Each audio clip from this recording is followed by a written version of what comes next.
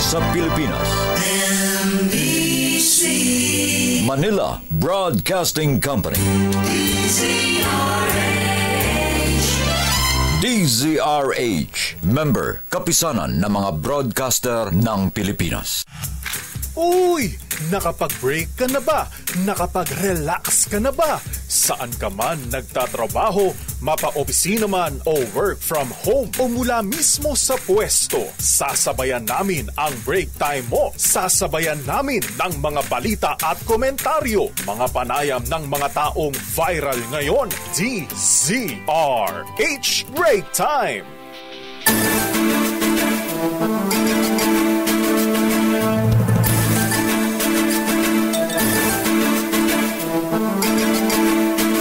Magandang hapon, Pilipinas. Ako po si Deo Macalma. At sa ngalan po ni Ms. Thea Petro Corpus, ako po si Jackie Resio. At narito ang headlines ng ating mga balita ngayong araw ng Martes. It's swelde, Miss Jackie. 15 ng buwan ng Oktubre. Evacuation ng mga Pinoy sa bansang Taiwan.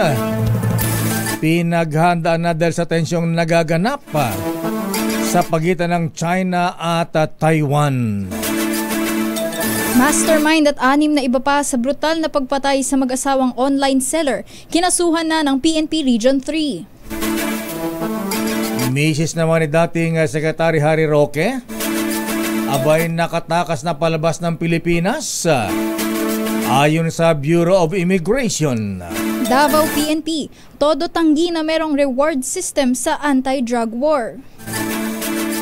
143 Pinoy sa United Arab Emirates binigyan ng pardon ni President Sheikh Mohammed bin Zayed ayon sa Pangulong Marcos. Online scam hub sa Makati, sinalakay ng NBI, 17 foreigners arestado. 20 tauhan naman ng Bureau of Corrections sinibak dahil sa sari-saring mga paglabag. 4 na kataong pumatay sa ABC President sa Bulacan at driver nito, arestado ng pulisya sa Central Luzon. Kasama dyan na isang pulis. Samantala, pagbuwag ng mother tongue-based multilingual education, ikinadismaya naman ng mga teachers. Malamig na simoy ng hangin, asahan sa pagpasok ng amihan sa susunod na linggo ayon sa Pag-asa. Kasi Pasko na. Yan tinatawag na Siberian wind. Samantala, pinaghandaan na ng Philippine Marine Corps ang posibilidad na paglikas o evacuation ng mga Pilipino sakaling sumiklab ang kaguluhan sa bansang Taiwan. Ito ang kinumpirma ni Brigadier General Vicente Blanco III kasabay ng pag-arangkada ng exercise sa Kamandag kasama ang United States Marines at iba pang mga bansa.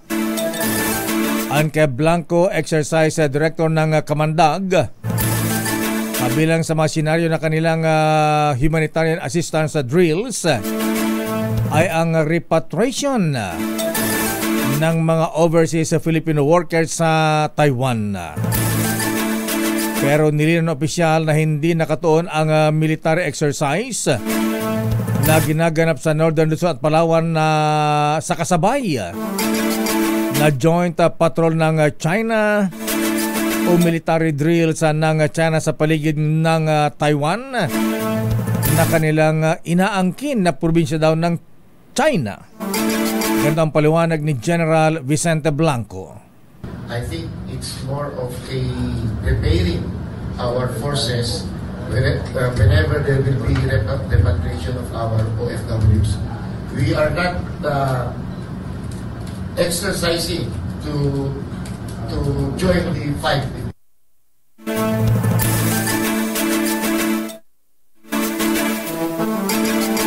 Samantala, isinapubliko na ng Police Regional Office 3 ang mga sospek sa likod ng pagpatay sa mag-asawang online seller sa isinagawang press conference sa Camp Olivas, San Fernando, Pampanga. Sa panayam ni Ray Sibayan at Romel Fuertes sa programang Rapido Hataw Balita, kinumpirma ni PRO3 Director General Redrico Maranan na 7 ang naaresto kaugnay ng karumal-dumal na pagpaslang kina Arvin at Lerma Lulu. Kasama na umano rito ang mastermind na tinukoy ni Maranan sa pangalang Anthony Cawagas na isa rin umanong online seller. Ayon kay Maranan, lumalabas sa investigasyon na ang motibo sa pagpatay ang pagkakautang ng mastermind sa mga biktima na nasa 13 million pesos. Gayon din ang kompetisyon sa online selling. Narito ang pahayag ni General Maranan. Bali 7 yung ating nahuli, simula doon sa lookout hanggang sa gunman, hanggang doon sa middleman, at saka yung pinaka-leader nila at yung mismong mastermind. Base dito sa mga hawak nating ebidensya, ang lumalabas ay tungkol sa pagkakautang na nagkakahalaga ng 13 million at syempre yung kanilang labanan dun sa online selling. Negosyante ho ba itong si Anthony? Yes, isa ring online seller. Isa ring online seller. And lumalabas na si Anthony ay may utang, tama ho ba, dun sa mag-asawang biktima? Correct, tama. Ayun. Mahaharap sa patong-patong na reklamo ang mga sospek kabilang na ang double murder case at illegal possession of firearms and explosives. At kinasuhan na nga ang 4 na kataong sangkot di umano sa pagpaslang sa Associated of Barangay Captain o ABC President at board member ng Bulacan na si Ramil Capistrano. Ayon kay Police Regional Office Director General Red Maranan, natukoy na nga ang 2 suspect at kasama rito ang isang pulis sa pagpatay kina Capistrano at ang kanyang anak na driver na si Cedric Toribio sa Malolos noong October 3. Kabilang sa mga kinasuhan ay si Sergeant Ulysses Pascual, isang pulis na nakatalaga sa Campo Crame, kasama isang Cesar Gallardo Jr. na taga Navotas. Ang 2 nilang kasabwat na kinilang sina alias Jeff at alias Lupin. Ayon sa pulisya, ang mga nabanggit na kinasuhan, kabilang na ang sinasabing sarhento ng pulisya ay pawang, mga pinaganap pa rin hanggang sa ngayon. Sa kabila ng manhunt sa mga salarin, itinuturing ni Marana na naresolba na ang kaso ng double murder case sa panguna ng binuong SITG na kabilang na sa panguna ng grupo ni Capistrano. Samantala, walang alam ang Davao City Police Office tungkol sa Davao model na ipinatutupad umano sa bansa kaugnay ng anti-illegal drugs campaign ng Duterte administration. Ayon kay DCPO spokesperson Police Captain Hazel Tuazon, wala rin silang ipinatutupad na reward o quota system para sa mapapatay na drug suspects. Anya, mayroon lang silang constant na meetings, conference sa station commanders kung paano mas maayos ang operasyon kaya nagkakaroon ng positibo at successful na resulta. Matatanda ang ibinunyag ni former police officer at Philippine Charity Sweepstakes Office General Manager Royina Garma ang umano'y reward system para sa mga mapapatay na drug suspects. Nakiusap naman si Senator Christopher Bongo na huwag sayangin ang naging maganda accomplishment ng drug war na ipinatupad ng dating Pangulong Digong Duterte. Ito'y kasunod na investigasyon ng House Quad Committee patungkol sa madugong drug war ng nakalipas na administrasyon. Ayon kay Senator Bongo, huwag hayaan na makabalik ang illegal na droga at muling lumakas ang loob ng mga drug lords at mga drug pushers at babalik na naman ang mga krimen at mga katiwalian. Sinabi pa ni Bongo na nanatili ang mataas na trust rating ng administrasyon ni dating Pangulong Digong hanggang natapos ang kanyang termino na nakasentro ang kampanya laban sa illegal drugs. Nauna nang pinasanilungan ng senador ang manoy reward system sa kampanya laban sa illegal drugs alinsunod sa pagbubulgar ni dating Colonel at dating PCSO General Manager Royina Garma. Narito ang paliwanag ni Senator Bongo. Alam nyo, pag bumalik ang illegal na droga, babalik po ang korupsyon sa gobyerno, babalik po ang kriminalidad. Ang taong bayan na po ang humusga kung nakinabang ba ang Pilipino sa ginawa niyang strong stance against illegal drugs nung panahon niya bilang Pangulo. Yan ang isa sa kanyang pinangako. Is dead or alive. Samantala, dapat magsagawa ng full audit and investigation ang Commission on Audit sa Oplan Double Barrel na ipinatupad ng nagdaang Duterte administration.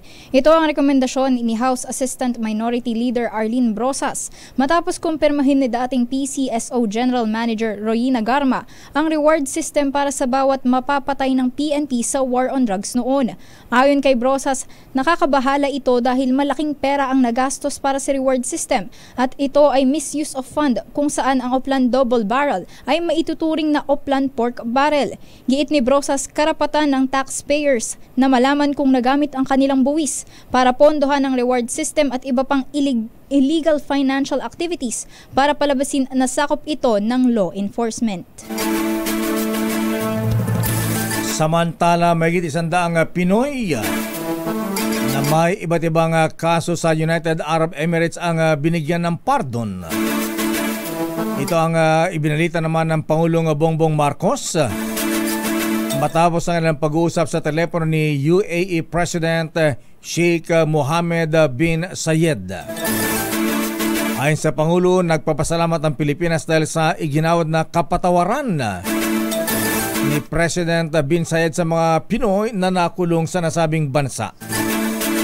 Hindi na nagbigay pa ng karagdagan detalye ang Pangulo, pero sabi ni Foreign Affairs Undersecretary Eduardo de la Vega, ang pardon ay pinagkaloob sa okasyon ng Eid al-Adha noong buwan ng Hunyo. Napagalaman ng mga Pinoy na binigyan ng pardon ay may kinakarap na kasong mga minor offenses lamang. Samantala, bumisita ang International Labour Organization sa Department of Migrant Workers para talakayin ang ligtas na pag-a-abroad ng mga Pilipinong manggagawa. Ayon sa DMW, nagkasundo sina Secretary Hans Leo Kakdak at ILO Country Director Khalid Hassan na pagtulungan ang maayos na pagtatrabaho ng OFWs mula sa migration hanggang reintegration ng mga ito sa pabalik sa bansa. Tiniyak din ni Kakdak ang suporta ng Pilipinas sa mga proyekto ng ILO gaya ng Ship to Shore Rights Initiative na layong proteksyonan ang mga nasa fishing at seafood processing sector sa Timog Silangang Asya. Babalikan natin ilang pang detalya ng ating mga balita. Misis ni dating Secretary Harry Roque nakatakas na ng bansa. At ilang 17 dayuhan na sangkot sa cyber-related activities, arestado naman sa Makati City. At 20 taon naman ng Bureau of Corrections, sinibak dahil sa sari-saring mga paglabag. At malamig na simoy ng hangin, asahan na raw sa pagpasok na amihan sa susunod na linggo. Darating na ang Pasko. Oras, Mr. Cecily, Mr. Michael is my guy. RH Break Time. Alas 4:23. Sorry wala kasi akong kayang ibigay sa'yo, kundi Christmas card. Pero di bale, andito naman ako, di ba? Mas mahal mo ako kaysa sa Christmas card, di ba? Pero meron pa akong isang regalo sa'yo. Ibubulong ko sa'yo. Do you know that I love you very, very much.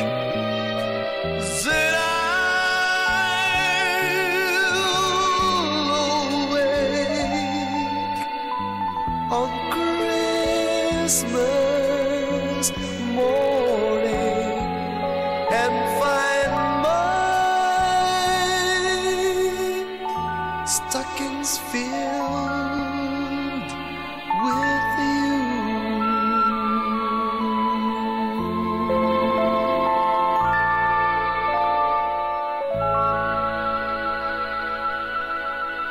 Merry Christmas, Miss Jackie. Happy holidays po. Ilang days before Christmas? 71 days. Bilis ng panahon. Pero may pahabol pa rin pagbati. Mukhang ang daming nagmamahal dito kay Justice Ricky Rosario ng Supreme Court. Abay, sabi ni Kuyang Colonel Ador Arevalo, abay, pakiparating din ang pagbati ng kanyang makuyang sa Jose Rizal Lodge number 22. Ayan. Happy birthday, Justice Rosario. Actually, ngayon daw ang tunay na birthday niya ha? At happy birthday din kay Justice Michael Ong ng Court of Appeals at Justice Jennifer Joy Ong. At ipinapaabot naman sa mga kamag-anakan, kaibigan ni dating Ambassador Makabangkit Lanto ng Marawi. Ayan, sabi ni Kuyang Abula Kayer Makabato, si dating Ambassador Makabangkit Lanto ay sinundo na po ni Allah. Ayan, ngayong araw ng Martes.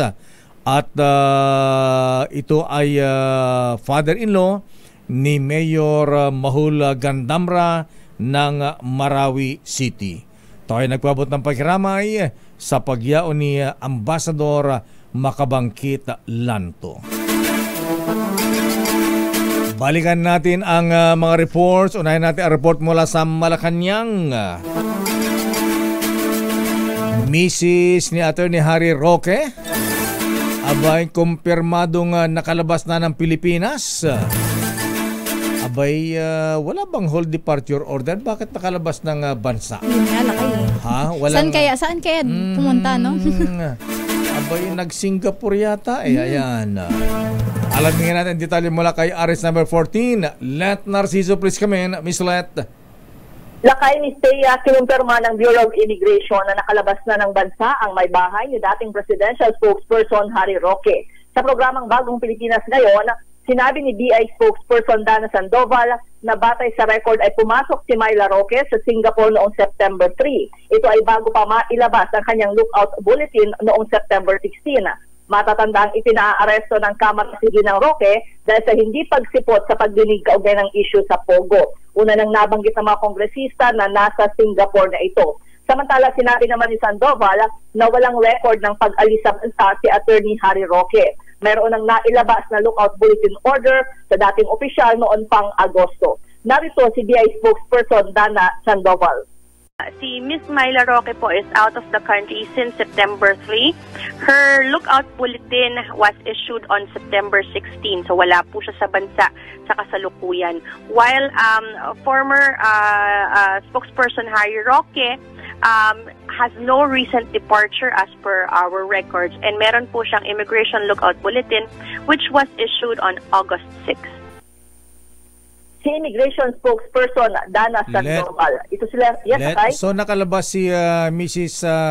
Roque bago pa nailabas yung arrest order sa kanya. Malakay kasi yung sa record ay September 3 siya umalis.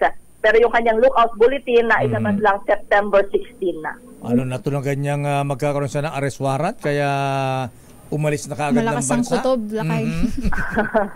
O may nag-tip. May nag-tip sa kanya. Okay, sa Asia Pacific Conference kanina, Ms. Let, ano ang mensahe ng Pangulo sa mga delegado? Ang sabi kay ni Pangulong Marcos ay kailangang magdoble kayod sa pagpapatupad ng mga plano, ng mga kasunduan para sa disaster risk reduction. At ang kanyang panawagan mas marami pang investment at financing sa climate change mitigation at disaster risk reduction. Kasi di ba lakay tayo ay mag-host na ng Loss and Damage Fund. Ayan, bilang bansa, dinawag na niyang climate champion ang Pilipinas. Kaya makaasa daw yung global community na isusulong ang inisyatibong ito para sa kapakanan ng mga maliliit na bansa na palakasin yung kanilang kakayahan na sumabay at tumugon sa epekto ng climate change. Nakot, yung mga kalamidad, katulad ng baha, ayan, wala bang nabanggit ang Pangulo kaugnay di sa mga flood control?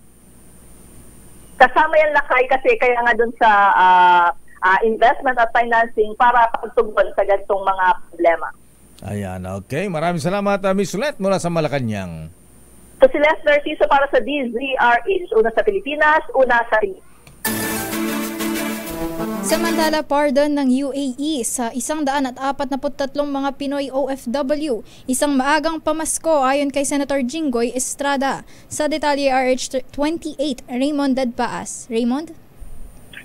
Nakis President Pro Tempore Jinggoy Estrada sa administrasyon ni Pangulong Bongbong Marcos sa pagpapasalamat kay President Sheikh Mohammed bin Zayed ng United Arab Emirates sa pagkawad ng pardon sa 143 mga kababayan nating OFWs na nakakulong doon dahil sa mga minor offenses.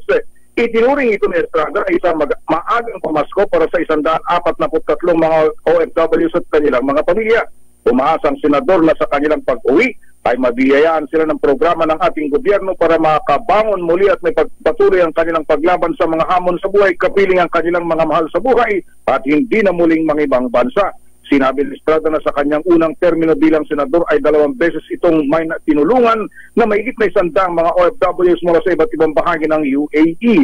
Kaya't alam niya ang pakiramdam ng panibagong 143 na makalalaya na. Umaasa siyang sa ganitong magandang ipinakita ng UAE ay lalong magpapatibay sa relasyon ng Pilipinas sa nasabing bansa. Pinasalamatan din ni Senador Joel Villanueva si Pangulong Bongbong Marcos at ginawang prioridad ang kapakanan ng ating mga OFWs, ganoon din ang kabaitan ng gobyerno ng United Arab Emirates.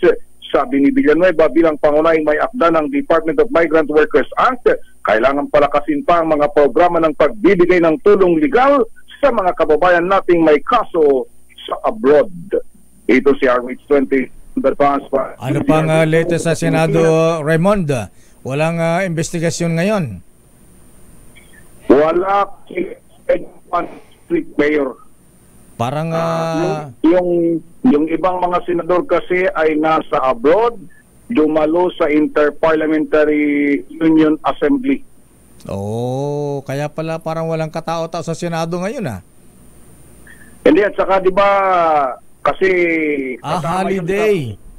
So, yung holiday, hindi lang itinuloy pa rin Mayor yung mga committee hearings doon sa finance para lang matapos yung budget deliberation. Pero yung mga ibang committee ay kinancel. Ipinospon yung kanilang mga pagdinig kahapon at ngayon. So, resume bukas yung mga may committee hearings, tuloy din yung budget deliberation. Okay, maraming salamat, Raymond. Ito si RH28, Raymond Dadpaas para sa DZRH, una sa Pilipinas, una sa Pilipinas. Samantala mula sa Senado, dumako tayo sa Kamara. Panukalang alisin na ang pagpipresenta ng booklet ng mga senior citizens para makuha ng discount. Pinagtibay ng Kamara. May booklet ba man ng Milky? Pero kung ID, hahanapin pa rin. Alamin natin ang detalye mula kay sa mga senior citizens. Makinig po kayo mga lolo, mga lola, ha? May booklet pala ng mga senior citizens. Oo nga, lakay. Parang ngayon ko lang. Hindi nalaman to, lakay. Alam ko yung booklet pagka bibili ka yata ng gamot sa drugstore. Ayan, kaya kailangan yata ng booklet. Wala pa kasing maintenance ang aking mga lolo't lola ganun ba? Matitibay. Ayan, minsan nakakasabay ko lang sa Mercury Drug minsan. May mga pinapakita silang parang maliit na notebook. Ayan, booklet. Ito ba yung naman ng Milky? Aris number 12, Milky Regunan, please come in. Lakay, tama ka dyan at Jackie. Ito yung booklet na kapag bumibili yung mga nakatatanda nating mga kababayan, ipinipresenta nila doon sa mga drugstore bago daw sila makakuha ng diskwento. Pero dapat daw alisin na ang paggamit ng purchase slip booklet bilang requirement para maka-avail ng discount sa mga senior citizen sa pagbili ng gamot at pang mga produktong pangkalusugan. Nakasaad ito sa pinagtibay na House Resolution 30 o 2031. Kasabay ang paghimok sa Department of Health na alisin na agad ito. Ang umiiral na purchase slip booklet ay nakapaloob sa DOH Administrative Order na naglalatag ng guidelines para makuha ng 20% discount ang mga senior citizen na bumibili ng gamot at pang mga health-related goods and services. Isinusulat dito Lakay at Jackie sa purchase booklet kung anong gamot ang binili, gaano karami, kailan at saan ito binili. Dahil dito maraming senior citizen ang hindi nakaka-avail ng discount kapag nabigong ipakita ang booklet sa kada pagbili ng gamot. Iginigit ng resolusyon alisin na ang purchase slip bilang mandatory requirement para maka-avail ng 20% discount ang mga nakakatanda dahil karapatan naman nila ito sa ilalim ng ating batas. Inaatasan din ng DOH na repasuhin ng administrative order kung ito ba ay sakop ng Expanded Senior Citizens Act at dapat nang itigil kung wala namang provision na kailangan daw ang purchase slip booklet para maka-avail ng deskwento sa pagbili ng mga gamot. Ako si Milk Reguna nagulat para sa DCRH, una sa Pilipinas, una sa Pilipino. Maraming salamat Miss Milky. Samantala, police suspect sa pagpatay sa ABC President ng Bulacan nakatakas sa Campo Crame. Sa detalye RH52 Edniel Parosa. Edniel? Lakay at Jackie, nakatakas sa restrictive custody ng Campo Crame ang pulis na itinuturing na primary suspect sa pagpatay sa Bulacan ABC President na si Ramilito Capistrano at sa kanyang driver noong Oktubre 3. Ito ang kinumpirma ni Police Brigadier General Jean Fajardo, tagapagsalita ng Philippine National Police, matapos i-report ng Police Regional Office 3 kaninang umaga na kinasuhan na ang 4 na suspect sa krimen. Kabilang sa mga sinampahan ng reklamong double murder ay sina Police Staff Sergeant Ulysses Pascual, pinsan nitong si Cesar Gallardo at 2 kasabwat na sina alias Jeff at Lupin. Pero sa pulong balitaan sa Camp Crame, kinuwento ni Fajardo na ipinatawag na ng CIDG itong police suspect at binis armahan na sana sa National Headquarters. Pero nagpaalam umuna itong uuwi lamang para kumuha ng mahalagang gamit sa bahay, bagay na pinayagan naman ng kanyang bantay. Sinibak na ang hindi na pinangalan ng police na nagpakawala kay Pascual na madadagdagan naman ng atrasong subordination. Patuloy pang hinahanap itong police na suspect, maging yung 3 pang hinahinalang sa larin sa nasabing krimen. Ito si Edniel Parrosa, nag-uulat para sa DZRH. Una sa Pilipinas, una Edniel, sa Pilipino. saan ba nakasign sa Campo Crame itong si Sergeant Ulysses Pascual? Si IDG ba siya? Hindi Lakay, pero walang binanggit Lakay ang PNP kung saan siya naka-assign. Siguro i-follow up natin, pero ipinatawag siya ng CIDG kasi nga nadawit na siya doon sa pagpatay sa ABC President. Ngayon, nung nandun na sa Crame, nadisarmahan na, pinauwi naman o pinalabas ng kanyang bantay at hindi na bumalik doon sa PNP headquarters. Ayun, okay. So, wala bang manhunt operation laban sa kanya? Tuloy-tuloy Lakay, kasama siya at yung 3 pang iba pang suspect na patuloy pang hinahanap ng pulisya. Kaya kahit sinasabi ng Regional Office 3 ng PNP na case closed na para sa kanila, hindi pa solved, sabi ni General Fajardo, dahil hinahanap pa itong 4 na ito kahit nakasuhan na. Okay, maraming salamat Edniel Parrosa. Balik sa inyo Lakay at Jackie. Maraming salamat Edniel at meron tayong flash report. Flash report. Flash report. Abay, kung kailan may pag-ulan kanina, may sunog na naman. May sunog pumabigan sa may San Andres, Manila. Alamin natin dito mula kay Noche Cacas. Noche, please come in. Lakay, nakataas na sa unang alarma itong sunog na sa Islap. Dito sa may Eva Muñoz Street, San Andres, sa lungsod ng Maynila. At sa ngayon, Lakay, na palot ng makapal na usok itong bahagi ng Eva Muñoz at maging itong Quirino Street. Dahil sa itong nasusunog na bahay ay nakikita natin na Lakay nayari sa light materials at sinisita pa rin ng pamatay at sunog at Kabilang na rin na dito yung mga fire volunteers na rumisponde dito sa lugar. Abangan ang follow-up report, RH27 Reticakas, DZRH. Una sa Pilipinas, una sa Pilipino. Flash Report. Flash Report! Maraming salamat, Noche Kakas. Babalikan po natin ang detalye ng ating mga balita. Abay, 25 metric tons ng imported na sibuyas.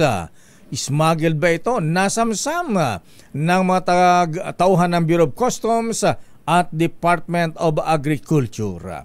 Standby Val Gonzales. Aba, yung mga kandidato sa lungsod ng Maynila abay hinahamon ng mga biktima ng sunog sa Santa Ana, Manila. Naku, madadagdagan pa ha. Itong kare-report ni Noche na sunog. Abay, kailangan din magpakitang gilas kayo sa pagtulong sa mga kababayan nating nasunugan dyan sa lungsod ng Maynila. O nga naman ha. Ayan, tingnan natin kung paano ang tulong na gagawin ng mga kandidato. Standby Kristana Karag. Oras Miss Jackie O. 15 minuto bago mag alas 5 ng hapon. Sa Dr. Evelyn Laureta. Alas 4:48.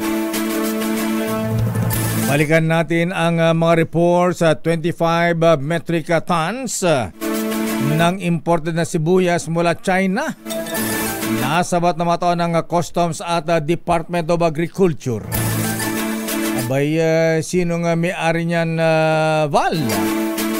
Abay, dapat malaman kung sino may-ari niyan, sino nag-import niyan. At dapat makasuhan. Arrest number 5, Val Gonzales, please come in. Val. Ang may-ari nito, Mayor, ay ang pangalan ng kumpanya ay Green Pacific.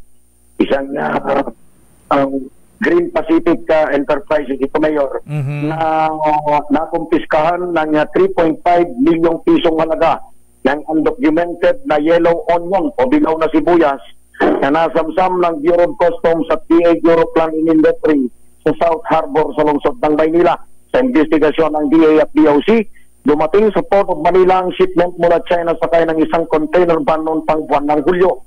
Sabi ng DA, ito ang panahon na umiiral ang suspensyon sa pag-i-issue ng permit para sa importasyon ng sibuyas, kaya iligal ang pagpasok sa bansa ng nabanggit na produkto. Ayon kay Agriculture Secretary Francisco Chu Laurel Jr., ang sunod-sunod na pagkumpiska sa mga iligal na mga produkto ay magsilbing babala sa mga tusong traders dahil umiiral na ang bagong pirmang batas o ang Anti-Agricultural Economic Sabotage Act. Itong nakalipas na buwan ng Setyembre, aabot sa 21 milyong pisong halaga ng smuggled carrots at dilaw na sibuyas din mula sa China ang nasamsam ng DA at BOC sa Port of Subic. Ako si Val. Alam mo, may dapat Commissioner Biana Rubio, siguro may dapat baguhin policy ang regulasyon ang Bureau of Customs. Kasi parating kumpanya ang nagiging pangalan, ang daling magpalit ng pangalan ng kumpanya. Siguro ilagay din kung sino may-ari ng kumpanya, mga opisyal, para alam kung sino hahabulin. Yan ang mahirap dito, Mayor, dahil paulit-ulit na lang yung ganitong mga kwento. At hindi na natin nasusundan kung merong mga kukulong o meron talagang naparurusahan dahil walang in particular na mga pangalan, Mayor. Sa opisina lang. Gaya ng binabanggit mo, Mayor. Yung opisina, isang warehouse, hindi naman silang nagmamay-ari. Kaya nga. Kapag hindi na mismo yung may-ari ng kumpanya yung nandun, saan mo hanapin? Yung dapat ay managot dahil dun sa pananabutahe, may tuturing na pananabutahe na ikinalulugi ng marami nating mga magsasaka sa iba't ibang lugar sa ating bansa, Mayor. Yan ang sinasabi ng Pangulong Marcos, dapat kasuhan ang mga yan. Yung mga smugglers, bakit walang nakita yung narinig na kinasuhan? Tama ka, Mayor. Bukod sana dun sa actually may mga kinakasuhan pero sana maalaman din natin kung meron talagang nakukonvict o merong mga nakukulong dito sa mga kinakasuhan na ito para masabi natin epektibo nga yung pagtugon ng gobyerno dun sa hindi pa rin matapos-tapos na usapin ng mga smuggling, lalo na yung pag-smuggle ng mga produktong agrikultura na siyang nagiging dahilan kung bakit nagmamahal at kung bakit naghihirap pa rin yung ating mga magsasaka ngayon. Mukhang hindi sinusunod ang order ng Pangulo na dapat kasuhan ang mga hoarders, smugglers ng mga agricultural products. Oo nga, Lakay, hindi ba meron na rin tayong batas na anti-smuggling act? Asan na yun? Ano na ang nangyayari? Kaya tiwala itong si Agriculture Secretary Francisco Chu Laurel Jr. na sa pamamagitan itong bagong pirmang batas o itong Anti-Agricultural Economic Sabotage Act ay mapapanagot na once and for all yung mga smuggler na nagpapahirap hindi lamang sa ating mga magsasaka kundi sa ekonomiya ng ating bansa, Sister El at Mayor. Okay, maraming salamat, Val. Mula rito sa Quezon City, Val Gonzales, back to you, Mayor at Sister El. Samantala, mga kakandidato sa Maynila, hinamon ng mga nasunugan sa Santa Ana, Maynila na magpakitang gilas sa pagtulong at maaring madagdagan pa ito ng San Andres. Ang balitang ito ay mula kay RH27 Noche Kakas. Noche. Jackie at Lakay, hinamon ng mga residenteng nasunugan ang mga kandidato na magpasiklab tumulong sa kanila sa Radio Mestit na Barangay 775 Santa Ana, Maynila. Kanina sa panayam ng DCR8 kay Liza Villarico, ito na niya ang sinasabi ng mga kandidato na gustong tumulong at magserbisyo sa Manilinyo at magpakitang kilas daw nila sila na dahil marami sa kanila ang walang naisalbang kagamitan. Tingnan natin ang isa sa mga nasunugan na si Liza Villarico. Sa mga kandidato po, hihingi po kami ng tulong kasi ito po kami mga nasunugan. Ito na po yung hamon namin sa inyo na kung tutulong po kayo ngayon na po, mas kailangan po namin yung tulong dahil marami po kami nasunugan ngayon. Sana po tulungan nyo kami.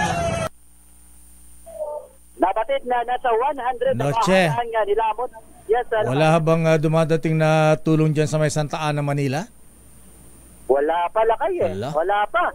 Mabuti pa itong mga NGO sa Lakay, yung mga non-governmental organization ay nagpadala agad ng lugaw, Lakay, kahit papaano maano yung kumakalam na sikmura dahil kanina umaga, Lakay, talagang sumiklap yung sunog at naapula pasado alas 12 kanang tanghali. So ito na ngayon yung panahon nila, Lakay, at lalo naman ngayon sumiklap din itong sunog dito sa San Andres, Maynila, at mabuti na lang, Lakay, at agad na narespondihan at hindi na kumalat yung apoy, Lakay, dito sa dalawang sunog, Lakay, kanina Santa Ana at ngayon naman ay dito sa San Andres. Kaya yung mga politiko na sinasabi ng mga kandidato na gusto makatulong, makaserbisyo sa Manilenyo, ito na yung pagkakataon na makarating yung inyong sinasabing tulong. Di ba meron ano yung Manila Disaster Unit? Di ba galing sa City Hall yan? Ito yung yun yung Lakay, yung MDRRMO. At may kanina may nakita din tayo mga taga Manila dito, Department of Social Welfare, at sila ay kumukuha ng listahan na, Lakay, pero as of this time wala pang tulong na nakarating sa kanila. Ayan, kung meron na dyan ang Manila Department, ano yan, anyway, galing sa City Hall siguro yan. Tawagan natin si Yorme Isko, ayan, si Bersosa, tutok party list, at sino pa yung ibang kandidato dyan? Kandidato sa mga pagka-congressman. Oo, congressman down to councilor sa Lakay. Ito na yung panahon na magpaabot ng tulong dahil more or less, Lakay, 300 families yung nawalan ng tirahan. Dami. Okay. Tapos nadagdagan pa dyan sa San Andres ngayon. Oo, may sunog naman dito pero hindi na kumalat, Lakay. Meron dito mga renter ang sinasabi, yung mga nakatira dito sa light materials na bahay, kantong-kanto ng San Andres at Edmond News, ay yung mga renter na kayo na dalawang palapag na kwarto-kwarto nangungupahan na Lakay. So ilang bahay lang yung nasunog? Nakikita pa natin, Lakay, isang bahay pa rin. Isang bahay lang. dahil merong firewall dito ang inabangan at yung mga nakatira dito sa mga katabing na bahay na yari sa mixed material o yung pato ay nagbabaan yung mga nakatira lakay dahil yung usok pumapasok, yung kapal na usok pumapasok sa kanilang bahay at delikado sa suffocation. Kaya good thing dahil sa ngayon ay patuloy ang assessment ng Manila Bureau of Fire Protection. Maraming salamat, Noche Kakas. Buenas tardes. Balik sa inyo lakay at Jackie. Muchas gracias, Noche. Samantala, inaresto ang 17 dayuhan nasangkot sa iba't ibang cyber-related activities gaya ng scam sa ikinasang raid ng mga tauhan ng NBI sa Barangay Tejero sa Makati City. Ang kay NBI Director Jaime Santiago, 15 sa mga naresto ay Chinese nationals, 2 ay Malaysians at ang iba ay Taiwanese. Nasamsam sa mga ito ang mga electronic devices na kinabibilangan ng mga computers, laptops at cellphones. Batay sinasagawang forensic examination. Naku, may mga babae pa pala rito, Miss Jackie, ha? Oo nga, lakay. Napatunayan ng NBI na ginagamit naman ito sa illegal na aktibidades online. Ang mga naarestong mga foreigners o dayuhan ay nakulong ngayon sa NBI. Samantala, sibak sa pwesto ang 20 tauhan ng Bureau of Corrections sa ilalim ng liderato ni Director Gregorio Catapang. Bukod dito, 70 iba pa ang sinuspinde, 10 ang pinagmulta, habang 19 naman ang nareprimand. Ayon sa Bucor, dahil ito sa gross neglect of duty, serious dishonesty, grave misconduct, neglect of duty at insubordination. Kaugnay nito, nagbabala naman si Catapang na hindi sila magdadalawang isip na panagutin ang sino mang lalabag sa kanilang mga patakaran. At malapit na nga ang Pasko dahil malapit na nga maramdaman ang malamig na simoy ng hangin, simoy ng Pasko. Ito ay dahil sa inasang pagpasok ng amihan sa susunod na linggo. Ayon sa Pag-asa, karaniwang nagsisimula ang amihan o Northeast Monsoon sa second week ng Oktubre at sa kalagitnaan ng buwan ng Nobyembre. Ang amihan season ay papasok sa pagtatapos ng hanging habagat at ito ay senyales na rin na papalapit na ang Kapaskuhan. Wala ka na? Samantala, pinakamalaking nagastos para sa Facebook ads si Agri-Party List Representative Wilbert Lee. Ayon sa Philippine Center for Investigative Journalism, gumastos ng 1.75 million pesos si Lee para sa advertisement. Sinundan naman ito ni House Deputy Speaker Camille Villar na gumugol naman ng 1.73 million pesos, habang si Senator Francis Tolentino naman ay gumastos ng 1.31 million pesos. Ang mga natukoy na ads ay ipinalabas ng Meta sa loob ng higit na 70 araw bago sumapit ang COC filing nitong October 1. Matatandaang naghain ng 3 ng kani-kanilang COC para sa senatorial race sa 2025. At inaasahan naman na magiging mas marami daw ang mga boboto ngayon sa idaraos na eleksyon sa Davao City sa susunod na taon. Batay sa record, nasa 26% ng botante sa Davao City ang hindi daw bumoto nakalipas na 2022 national at local elections. Pero sabi ni dating Civil Service Commission Chairman Carlo Nograles, ito katumbas ng 74% na voter turnout o nangahulugan na isa sa about 4 na botante ang hindi bumoto. Sa darating na eleksyon ay maglalaban naman si Nograles at ang dating Pangulong Digong Duterte. Wow, mabigat na laban ito, ha? Si Nograles ay naging 3-term congressman ng Lone District ng Davao City at naglingkod din bilang secretary at dating cabinet secretary at naging spokesman pa ng kanyang mga kalaban ngayon na si dating Pangulong Digong Duterte. Wow. Interesting ano yan, Lai. Interesting na laban yan. Isang bata at saka matanda. Nakakatanda. Nakakatanda, ayan. At saka bigat yan, siyempre, nakakaya pagka matalo dito ang dating Pangulong Digong, ha? Ayan. Malalaman natin yan next year, Lakay. Yes. Balitang sports. Sa balitang sports, kauna-unahang Reyes Cup magbubukas na mamaya. Sa detalye, RH53 Kristan Karag. Kristan? Mag-uumpisa na mamayang gabi ang kauna-unahang Reyes Cup sa Ninoy Aquino Stadium. Mag-aarap ang ilan sa mga pinakamagagaling na billiard players mula sa Asia at Europe sa torneyong pinangalan kay billiards legend Efren Bata Reyes na kilala rin sa kanyang palayaw na The Magician. Magsisilbi si Reyes na team captain ng Team Asia sa torneyong magtatagal hanggang Biyernes, October 18. Kasapi rin ng Team Asia si Filipino Q Master Johan Chua na kampiyon nitong weekend sa 2024 Hanoi 9-Ball Open Tournament sa South Korea. Pasok rin sa lineup ng Team Asia si 2-time world champion at 3-time Southeast Asian gold medalist Carlos Budo. Ito si RH53 Kristan Karag, DZRH, una sa Pilipinas, una sa Pilipino. Feliz Navidad. Maraming salamat, Kristan Karag.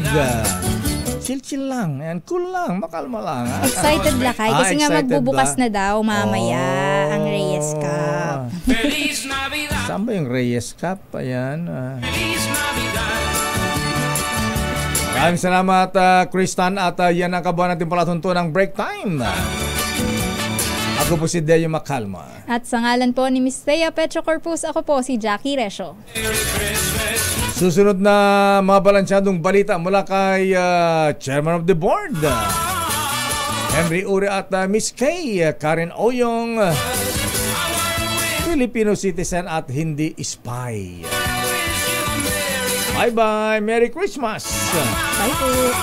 Oras ganap na 5:04.